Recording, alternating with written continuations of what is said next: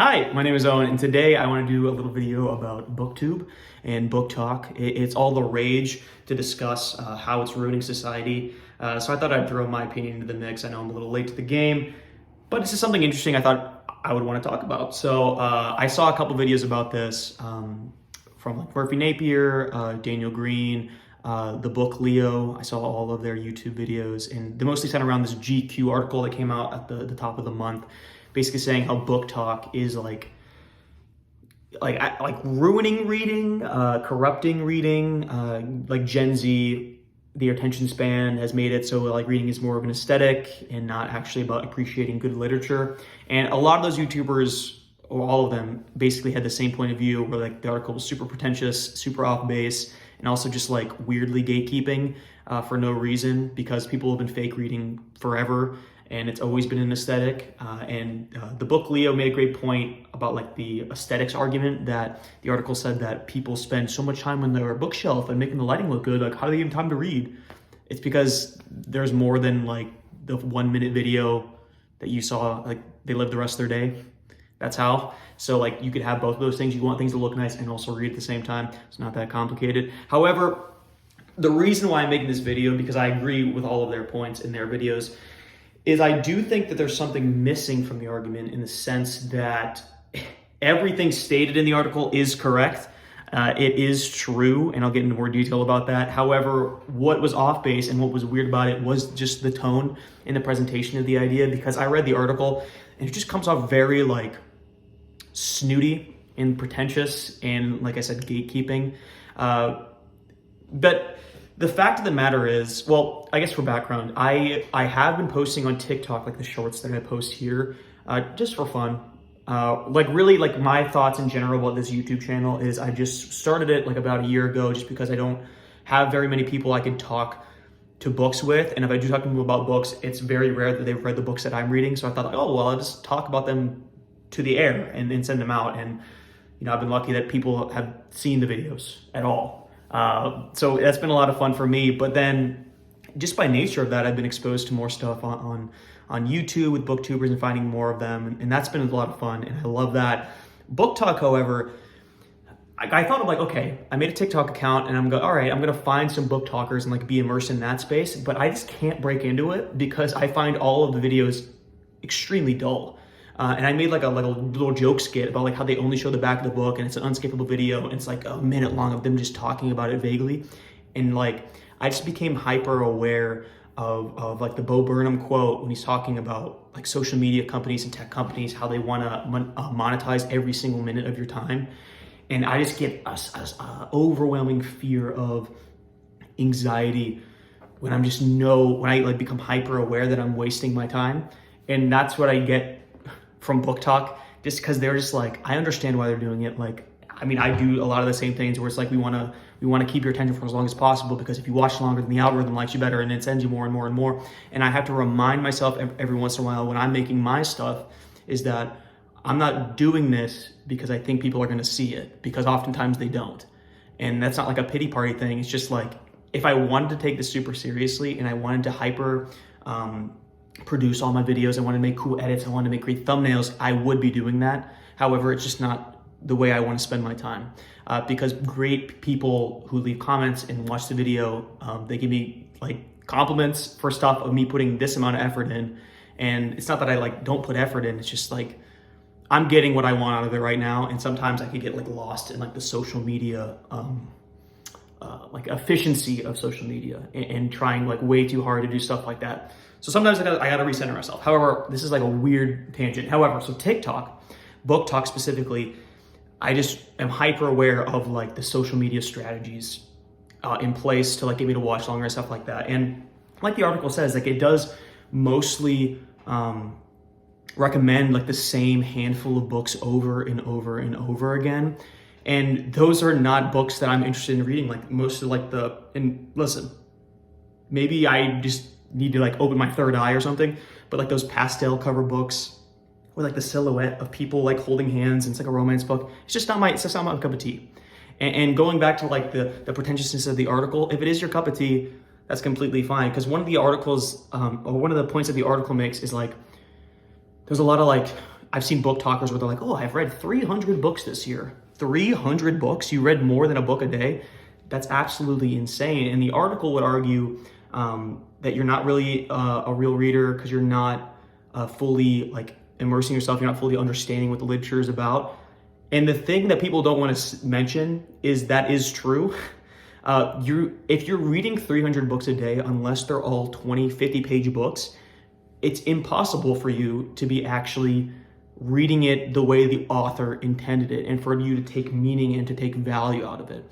It's the equivalent to me of like having a movie on in the background while you're like scrolling on your phone or like doing work or something like that. You could still like understand what's going on. You get the gist of it. However, you might find that movie to be boring or bad, that if you actually sat down and gave it your undivided attention, you might have actually liked it or found value from it. It's the same exact thing as that. However, where the article gets it wrong is that that is not necessarily a bad thing because you are still reading. You're just not reading it the way you're supposed to be reading it. But the point is, who cares? Who cares? If you'd rather read 300 books, like not skimming, but like the equivalent of like skim reading, where you're reading it, you get the story, you get the gist, good, lock it down, move on to the next one, instead of like reading things slowly and absorbing them and finding meaning of them. And that goes with like types of books too. Like I said, like I'm not really for the pastel romance books, but like classics. Some people get like up in arms, like, oh, you gotta read the classics, or oh, the classics are for losers. I enjoy classics mostly because there's a YouTuber Benjamin McAvoy, who does like great in-depth videos about classics, and he's the one who like inspired me to do like the one chapter a day of War and Peace, which I'm enjoying. But I'm not gonna ever look down on someone because they don't want to read the behemoth of the book that is notoriously known for being long and boring.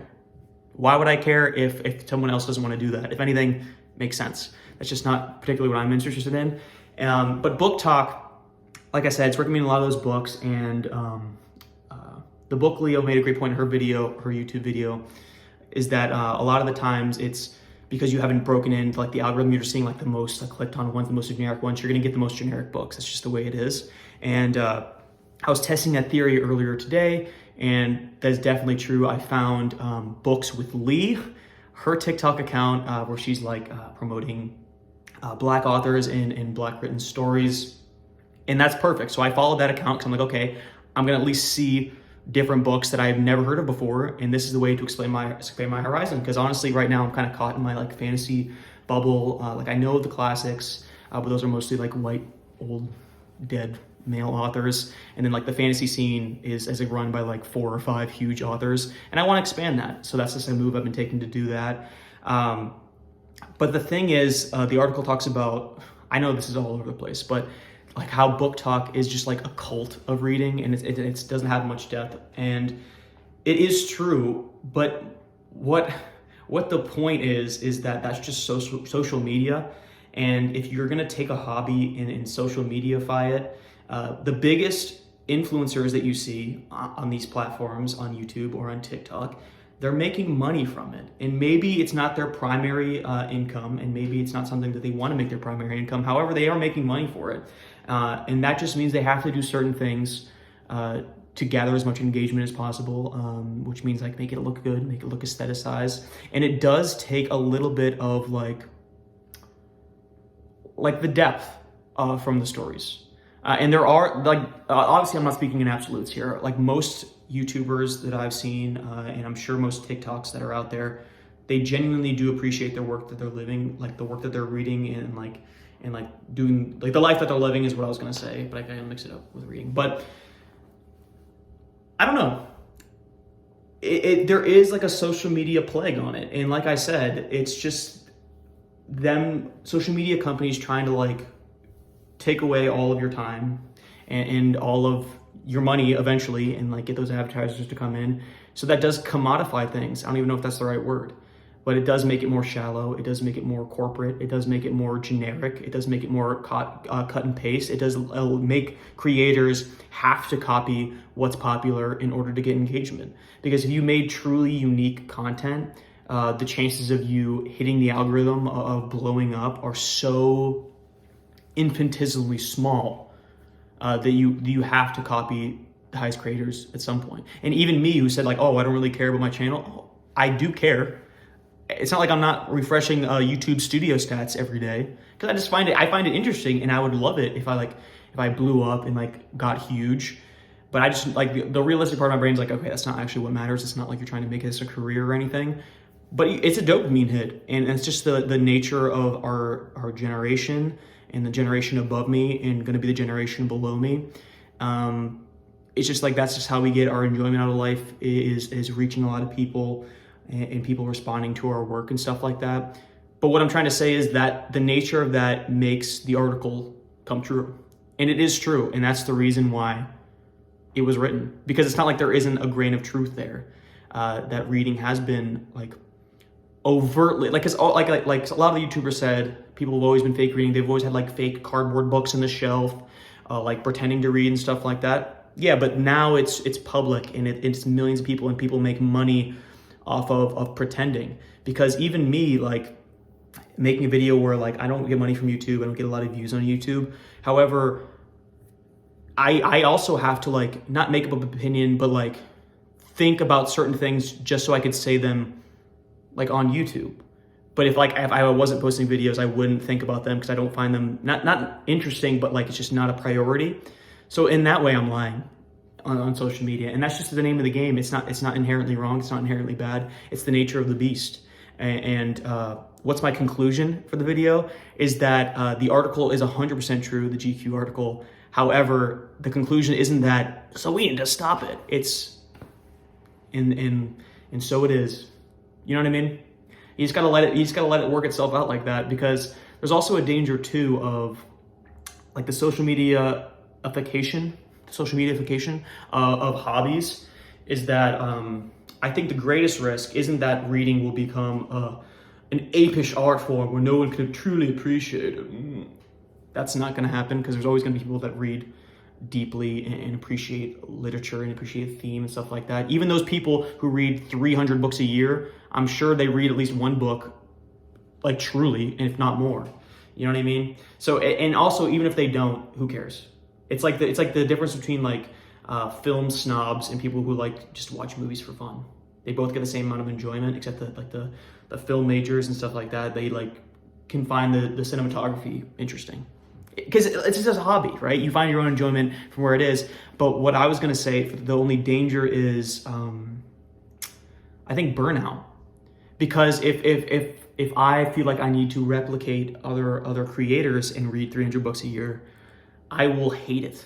I will hate reading. And I've already found myself, even before I started like a channel and posting videos, I did that to myself. I had a spreadsheet where I tracked the amount of pages I read a day because I felt like I wasn't reading enough and it was something I loved to do, and I didn't make time to do it. So I'm like, oh, I'll track the pages. And I did it for over a year, like a year and a half. In the first year, I'm like, this is so satisfying because I like made out graphs. I'm like, oh, like I'm reading more and more a day every month. And it's just like I was reading like I don't know, 3,000 pages a month or something like that. And I had all the numbers tracked, and it was very satisfying. It was like part of my daily routine. At the end of the night, I'd like type it in my page and like see the numbers and like trends and stuff. Because I don't know, it's the way it tickles my brain with numbers and stuff like that. However, it got to a point where I got into a reading slump, and I mentioned this in like a video like a month ago, and I'm still kind of in one too. And it was stressing me out that I'm like, oh, like my stats on my page per day spreadsheet are going down. Oh, it's stressing me out. And then I said like, why? I made that up. I fully made that up, and it doesn't actually matter. So why am I stressed out about it? So then I just stopped doing it. And then I haven't thought about it really that much since. But just in general, like if I saw a great quote also on social media, because social media is just everyone's life, I guess. It's like comparison is the thief of joy. And if you're on social media, comparison is the name of the game. You got to compare your stats to other people's content. You got to compare your stats to your previous videos. If you're doing worse, it means you are worse, right? And it just takes the fun out of it. So really you just have to like, it's a hobby, it's for fun. So do it to the level that it's fun. And honestly, don't try to be an influencer. Just don't. Post videos if you like talking about books. I highly recommend it. I do it personally. And if you become one, sweet, good for you. That's awesome. However, I think people that strive to do it, I think it's a problem in our generation. I think it's probably a problem in future generations. Like if we get our dopamine from social media, we're in for it. That kind of got like sad at the end, but I just thought I'd throw my 2 cents in there. I didn't really have like a fully formed conclusion, but just in general, if you love reading, read what you love. And if you start to not love it, take a break. or do something different. And don't care what anybody else tells you to do, right? Get your own enjoyment out of it. That's my conclusion. I'll see you guys later.